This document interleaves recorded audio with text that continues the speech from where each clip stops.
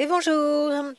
Je voulais faire ici un point de précision donc sur ma façon de concevoir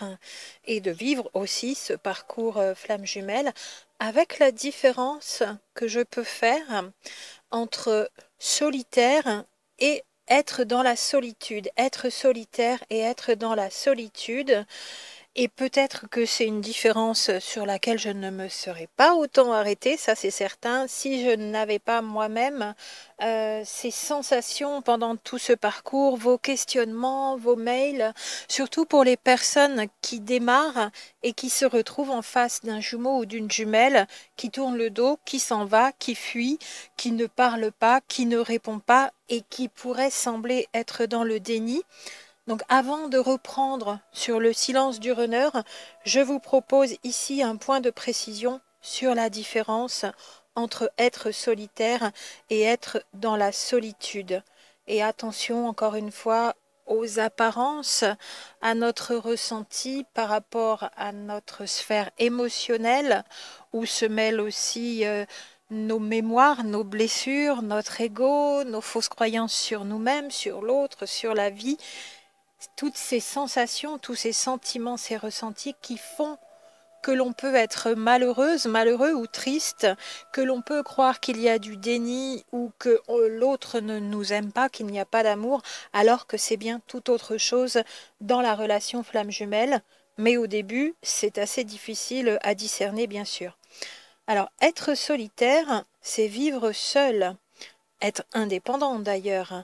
Et en général, et même tout le temps d'ailleurs, être solitaire, ça procède d'un choix que l'on a fait, et donc un choix personnel à notre niveau, à nous, individus, être qui prend une décision pour sa vie, d'être solitaire à un moment donné, et non d'un rejet de l'extérieur. C'est plutôt ça, être solitaire pour moi, et ça procède aussi d'un besoin de s'isoler, de vivre comme ça pendant un temps en étant solitaire, en étant seul, pour se retrouver, pour réfléchir, pour se reposer, pour prendre des décisions, pour comprendre, et on le verra en conclusion de cette vidéo, pour bien plus encore au niveau du parcours flamme jumelle. Ça n'est pas une punition, c'est le meilleur choix que fait notre âme pour aller beaucoup plus loin. Et en regard, à côté de cela, donc en comparaison, nous avons la solitude et être dans la solitude, qui est un état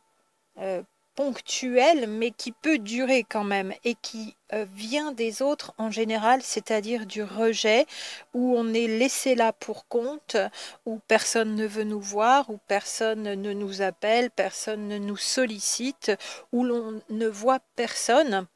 Et ça rend très malheureux, ça n'est pas un choix, c'est imposé, ça n'est pas voulu, c'est mal vécu et ça rend d'ailleurs dépressif ou dépressive la solitude. Et ça se produit dans le sens inverse, ça n'est non pas un choix, mais quelque chose de subi et quelque chose qui plombe et qui en plus est vraiment beaucoup plus absolu que être solitaire, parce que être solitaire, ça veut dire vouloir vivre seul, partir pendant quelque temps et être seul, se retrouver, mais ça ne veut pas dire ne plus voir personne, ne pas aller faire ses courses et ne pas donc avoir besoin de contacts ponctuels choisis à l'extérieur, tout en retournant dans son petit cocon et son havre de paix solitaire le temps où on en a besoin. Alors que la solitude, c'est pratiquement ne voir personne, à part effectivement aussi peut-être pour les besoins du quotidien, donc nourriture, etc., voir deux, trois personnes, mais sinon être très seul, donc voir quand même très peu de monde, et c'est subi, ça n'est pas choisi la solitude. Et ça dure au-delà, bien sûr, de ce que l'on aimerait, quand par ailleurs, en comparaison, on a choisi d'être seul, d'être solitaire pendant un temps. Ça dure longtemps pour beaucoup, et d'ailleurs même ça engendre cette dépression qui de plus en plus fait que l'on s'isole, que l'on est de moins en moins agréable pour les autres, et donc que les autres vont encore moins avoir envie de nous solliciter, et c'est le cercle vicieux et la descente infernale vers le bas dans la solitude encore et encore plus. Il y a d'ailleurs une notion de tristesse dans cet état subi qu'est la solitude, un état subi et non désiré, Alors que le fait d'être solitaire, bien sûr, ça peut apporter même beaucoup de contentement, beaucoup de satisfaction et même beaucoup de bien-être et beaucoup de joie parce que ça nous apporte quelque chose que nous étions en train de rechercher et bien au contraire d'ailleurs de s'isoler pour être solitaire pendant un temps, ça nous apporte un grand épanouissement pour un besoin d'évolution qui a été donc choisi comme ça en étant seul. Alors on peut aussi dans ces moments-là d'ailleurs, quand on a choisi d'être solitaire, une fois par mois ou une fois tous les 3 mois, voir aussi ses amis, sa famille, en plus des personnes du quotidien ou hebdomadaires qu'on a besoin de voir pour nos besoins à satisfaire bien sûr. Et donc, quand on arrive sur ce parcours flamme jumelle, à la rencontre de l'autre, où on n'a pas encore toutes les informations ou pas beaucoup d'informations, cet autre qui nous tourne le dos, donc quand on est de chaser, ici on va parler de la solitude ou d'être solitaire chez les chasers selon les ressentis, on ne comprend pas forcément pourquoi l'autre se comporte comme ça, avec tout cet afflux d'émotions suprêmes, amour, toute cette beauté de sentiments qui arrive, le fait d'avoir retrouvé enfin la personne que l'on a toujours attendue, on ne comprend pas l'attitude de l'autre. Et ça peut être vécu comme dans le rejet, bien sûr, déjà d'une part, hein, et l'abandon, au côté de chaser d'ailleurs. Au niveau runner, on le sait, c'est la peur du rejet, entre autres, et on le verra encore dans le silence du runner dans la vidéo suivante. C'est aussi donc la peur du rejet qui le fait fuir, le ou la fait fuir et le ou la fait se comporter comme ça. On verra encore, on reprécisera et je vous redonnerai les vidéos qui traitent de ce sujet que ça n'est pas du déni, même si dans les apparences ça en a l'air. Et l'autre, donc côté chaser, subit cet isolement, le fait de ne pas avoir le droit d'être avec l'autre, comme un abandon, si la blessure d'abandon n'est pas encore guérie, bien sûr, ou dans l'incompréhension, si la blessure d'abandon est guérie, qu'on n'est plus dans la dépendance, mais qu'on le vit quand même comme une grande incompréhension. Et petit à petit, plus les infos arrivent, plus on a des explications sur le pourquoi on a besoin d'être seul pendant un temps et où on a l'impression que ça nous est imposé par l'autre, mais c'est choisi par l'âme. Donc quelque part, c'est aussi un choix de notre âme partagée à ces deux êtres, entre ces deux êtres. Et on se rend compte que c'est donc un choix et que c'est donc le besoin d'être solitaire qui nous est proposé là pour aller beaucoup plus loin. Et petit à petit, d'ailleurs, on voit ô combien on est mieux seul pour faire toutes nos transformations qu'avec l'autre, parce que ça n'aurait pas été un partage heureux et joyeux que d'être ensemble pendant tout ce qu'il y avait, donc pendant le fait de procéder de manière effective jour après jour à tout ce qu'il y a besoin de transmuter dans les énergies, à toutes les blessures qu'il y a besoin d'apaiser, de soigner, de penser, PEN et PAN d'ailleurs, PANSER dans les deux orthographes, et ô combien finalement le fait de pouvoir être seul et de vivre une partie de ce parcours en solitaire, c'est une véritable bénédiction. Mais au début, on ne comprend pas parce qu'avec tout cet amour inconditionnel qui nous arrive là comme ça, on se dit, ça va être tout de suite quelque chose de merveilleux et de grandiose. Et c'est tout l'inverse, il n'y a rien du tout. Parce qu'on est encore aveugle et inconscient de tout ce qu'il y a à transmuter, de tout ce qu'il n'y a plus à imposer à un autre en couple, alors que dans les autres couples, on s'en satisfait plus ou moins, très inconsciemment, on vit comme ça, sans trop rien faire de plus pour libérer notre être de toutes ces tristesses et de toutes ces blessures et de toutes ces mémoires aliénantes. Et pourtant, dans les autres couples où ça n'est pas une relation forte de connexion d'âme comme ça passe. Ici, la connexion entre ces deux-là, flamme jumelle, donc une seule âme pour deux êtres, ou âme jumelle, deux âmes mais très connectées, c'est tellement fort au niveau de ces sensations, au niveau de cette attraction, que ça a besoin d'être fait seul pendant un temps. Mais au début, on n'a pas forcément encore compris ça. et on pense qu'il n'y a pas d'amour, et on pense que l'autre, finalement, on ne lui convient pas, on ne lui correspond pas, ce qui n'est pas tout à fait faux. On le verra encore dans le pourquoi il y a fuite et silence du runner en complément de ce qui a déjà été dit. J'aurai encore quelques informations à vous donner dans cette vidéo suivante. Et puis petit à petit, on se rend compte que l'autre aussi a besoin de mettre au grand jour, en lumière, tout ce qui ne va pas à l'intérieur, tout ce qui ne résonne plus par rapport à une telle connexion, tout ce qui n'est pas compatible avec une telle connexion, et on va se rendre compte qu'il faut ce temps-là des deux côtés et que l'on va s'entraider, même à distance, dans les énergies, pour nettoyer tout ce qu'il y a à nettoyer, pour apaiser tout ce qu'il y a à apaiser, guérir, transmuter et se libérer de tout ce qui aurait fait obstacle à une relation harmonieuse en étant ensemble. Alors c'est là que l'on comprend le pourquoi de la séparation, pourquoi on en avait besoin et pourquoi on a besoin d'être solitaire. Et ce qui est différent dans ces cas-là, de ressentir ces moments-là comme étant de la solitude. Parce que déjà, il n'y a qu'une personne qui est en rejet, a priori, dans les apparences, et non pas tout un cercle d'amis qui nous tourne le dos, ne veut plus nous voir, ou notre famille. Là, vraiment, on vit la solitude dans ces cas-là. Ici, c'est seulement notre autre, notre jumeau ou notre jumelle qui tourne le dos.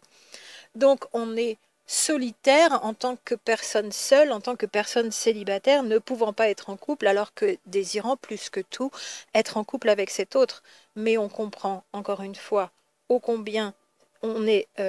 c'est un véritable cadeau que de pouvoir se retrouver comme ça. Et même de plus en plus, à certains moments, plus on va au fond de tout ce qu'il y a à transmuter, à transcender, à passer outre dans les énergies qui nous tiraient vers le bas avant, on se rend compte que c'est une véritable bénédiction et on en fait même le choix nous-mêmes d'être solitaire. Parce qu'il n'y a vraiment pas de relation possible, donc d'être à deux, avant un niveau d'énergie suffisamment atteint entre les deux pour que ça reste harmonieux. Alors le runner, côté runner, c'est plutôt ressenti au niveau psychique, au niveau émotionnel, et ça bloque à ce niveau-là. Et côté chaser, ça ne bloque pas au niveau émotionnel, bien qu'il y ait de l'hypersensibilité. Il y a déjà un cœur grand ouvert, là où ça n'est pas le cas côté runner, mais ça bloquerait d'ailleurs au niveau énergétique. Ça, c'est ma version à moi. Je vous le propose souvent comme ça, cette compréhension, je vous la propose comme ça. Côté chaser, ça bloque au niveau corporel. Et là aussi, on ressent bien le besoin de rester seul à un niveau physique pour faire nos ajustements à un niveau vibratoire, pour être aligné sur les hautes vibrations dans lesquelles nous emmène cette relation, et on le ressent quand on croise l'autre. Ça n'est pas vivable tant qu'on n'a pas tout cela d'ajusté et que les vibrations de l'un et de l'autre, au niveau terrestre d'ailleurs, ne sont pas encore ajustées, harmonisées et mises en adéquation et en résonance les unes avec les autres, toutes ces énergies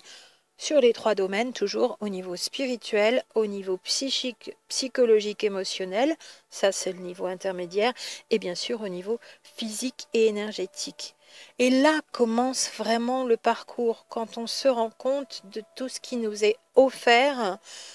de transformation possible dans des énergies d'amour inconditionnel à distance, dans des connexions qui s'établissent aussi pour celles et ceux qui les ont,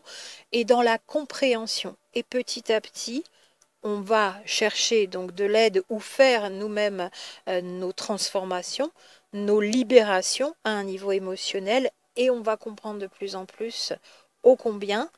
on ne pouvait pas imposer ça à l'autre, d'une part, on ne pouvait pas demander à l'autre de nous aider à le faire parce que ça nous concerne personnellement dans notre ADN terrestre, dans notre mémoire, à un niveau terrestre, même au-delà multidimensionnel, et que nous avons chacune dans ce duo des choses différentes à faire, des choses différentes à transformer. Et donc on ne pouvait pas imposer cela à l'autre, l'autre ne pouvait pas nous l'imposer, d'où le besoin d'être seul et une grande compréhension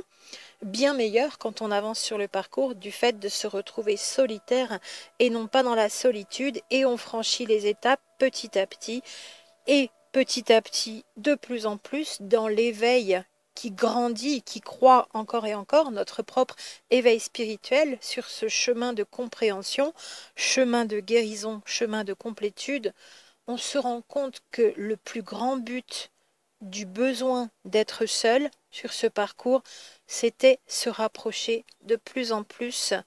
de notre être intérieur, notre être divin, notre âme, et se rapprocher de plus en plus de la source pour se reconnecter complètement à la source. Et ça, non seulement c'est quelque chose de très intime, très spirituel, mais en plus de très solitaire. Et d'avoir besoin d'être seul, c'est tout à fait normal dans ces moments-là.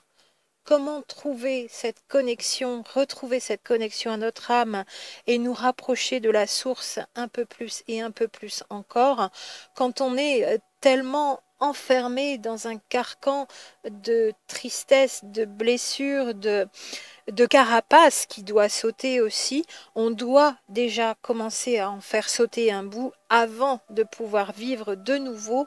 ce rapprochement de notre âme, ce rapprochement de la source en duo, ensemble. Ça n'est que quand on a réussi à en faire déjà une certaine partie de ce parcours. Alors pour certains, ça se fera à moitié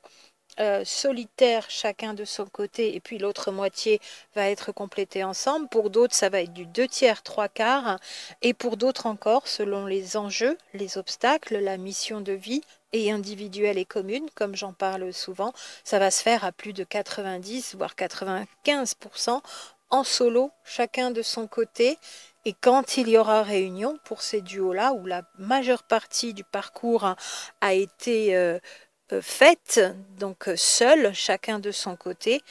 alors vraiment la réunion sera définitive, très forte, déjà en 5D, là où pour les duos où ça se fait à moitié seul et à moitié ensemble, les énergies peut-être seront entre 3 et 4D, entre 4 et 5D, mais pas tout à fait encore en 5D. On peut imager comme ça un petit peu pour voir les différences d'enjeux, de connexion, de besoin de réalisation en solitaire, chacun de son côté, l'un et l'autre. Et pour moi, donc vraiment, le but principal de se retrouver seul, qui est mal compris au départ parce qu'on le vit comme une solitude, or c'est très différent puisqu'il n'y a que l'autre qui n'est pas là, toutes les autres personnes sont là, donc c'est très différent de la solitude, rien que pour ça déjà, et on ne comprend pas au départ, on le comprend après, que c'est vraiment une bénédiction, on va en tirer grand bénéfice de cette période où on est seul, qui va nous être personnel. Il n'y a pas de durée fixe pour chaque duo. C'est pas parce qu'on est flamme jumelle ou âme jumelle que la durée, ça va être 1 an ou 2 ans ou 3 ans. Ça va être propre à chaque duo et propre à l'avancement de chaque duo. Et on sait que quand l'un avance, l'autre avance aussi. Quand l'autre stagne, ça peut ralentir une avancée de l'autre côté. On avance moins vite, mais on avance quand même et l'autre nous rejoindra après. Et tout cela côte à côte en parallèle. Seul, solitaire, chacun de son côté, et pourtant on se transmet les énergies, les transformations, les guérisons qui opèrent d'un côté et de l'autre sont aussi ressenties, même à distance, même solitaire, chacun dans son parcours de transformation, et on ressent de plus en plus cette connexion à la source et à notre être intérieur, notre être divin, et on retrouve de plus en plus notre véritable nature divine. Il aurait été bien plus difficile, voire infaisable, de le faire ensemble en fonction de ce que l'on avait encore à guérir, bien sûr. C'est pour ça que c'est plus ou moins long selon les duos. S'il y a beaucoup à guérir, il y a plus de chances que ce soit plus long. Plus ensuite la capacité à avancer vers sa libération émotionnelle, sa connexion au niveau du divin, au niveau spirituel, ça va aussi conditionner la durée. Vous l'aviez dans la vidéo sur combien de temps va durer la séparation et tous les critères qui vous permettent d'évaluer un petit peu aussi dans votre duo pour combien de mois, de semaines, d'années vous en avez par rapport à ce que vous êtes en capacité de faire et par rapport à vos enjeux de départ avec les obstacles qui sont en correspondance. Voilà pour ce préalable au complément que l'on va voir derrière. donc dans la vidéo suivante sur le silence du runner. Alors je vous retrouve très bientôt.